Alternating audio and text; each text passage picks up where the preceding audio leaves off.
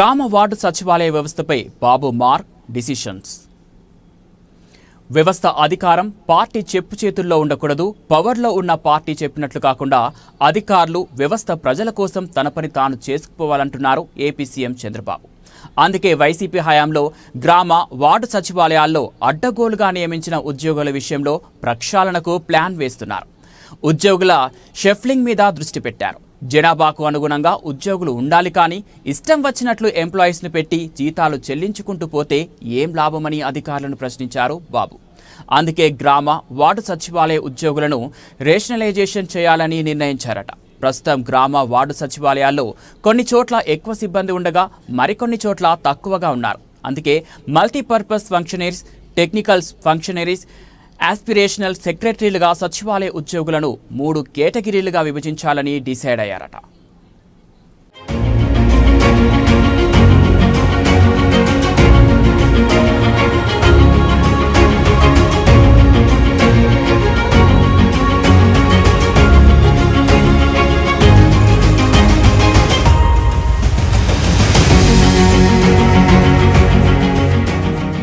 కనీసం 2500 మందికి ఒక సచివాలయం లేదా ప్రతి 5 కిలోమీటర్ల పరిధిలో ఒక గ్రామ సచివాలయం ఉండేలా చూడాలని అధికారులను ఆదేశించారట సీఎం చంద్రబాబు. సచివాలయ అధిపతిగా పంచాయతీ కార్యదర్శి లేకపోతే వార్డు పరిపాలనా కార్యదర్శి ఉంటారని, పనితీరును బేస్ చేసుకుని ఉద్యోగులకు బహుమతులు ఇవ్వాలని చంద్రబాబు నిర్ణయం తీసుకున్నట్లు తెలుస్తోంది. ఏజెన్సీ ఏరియాల్లో అదనంగా సచివాలయాలు పెట్టాలని సూచించారు. అయితే గత సర్కార్ ప్రతిపాదించిన ప్రకారం 1,61,000 సచివాలయాల ఉద్యోగులు ఉండాల్సి ఉండగా 1,27,000 మంది మాత్రమే ఉన్నారట. ఇప్పుడు చంద్రబాబు ప్రభుత్వం తీసుకొస్తున్న కొత్త విధానంతో తక్కువ ఉద్యోగులతో మెరుగైన సేవలు పొందే అవకాశం ఉందట. ఉన్నవారిని సమర్థంగా వాడుకొని ప్రజలకు మెరుగైన సేవలు అందించాలని భావిస్తున్నారట. ఉద్యోగుల రేషనలైజేషన్తో 15,000 మంది సచివాలయ ఉద్యోగులు అదనంగా ఉంటారని లెక్కలు వేసుకుంటున్నారు. వారిని మిగతా శాఖలకు అటాచ్ చేయాలని ప్లాన్ చేస్తున్నారు.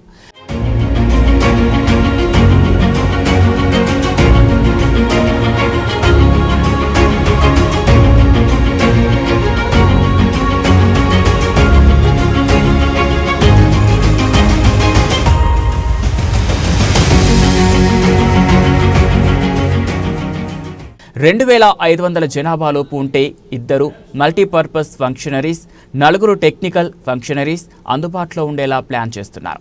2,500 నుంచి 3,500 జనాభాకు 3 మల్టీపర్పస్ ఫంక్షనరీస్, 4 టెక్నికల్ ఫంక్షనరీస్ను నియమిస్తారు. 3,500కు పైగా జనాభా ఉంటే 4 మల్టీపర్పస్ ఫంక్షనరీస్, 4 టెక్నికల్ ఫంక్షనరీస్ను గ్రామ వార్డు సచివాలయాల్లో అందుబాటులో ఉంచాలని భావిస్తున్నారు. దానిలో భాగంగానే గ్రామ వార్డు సచివాలయాలను క్రమబద్ధీకరిస్తున్నట్లు చెప్తున్నారు.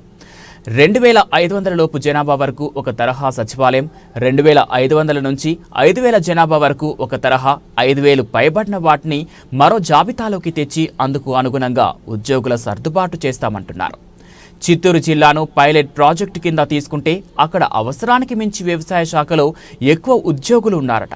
ఈ తరహాలో నివేదికలు తెప్పించుకొని ఉద్యోగుల సర్దుబాటు చేయాలని ప్లాన్ చేస్తున్నారట. చూడాలి మరి సీఎం చంద్రబాబు కాస్ట్ కటింగ్ ఎంత వర్కౌట్ అవుతుందనేది.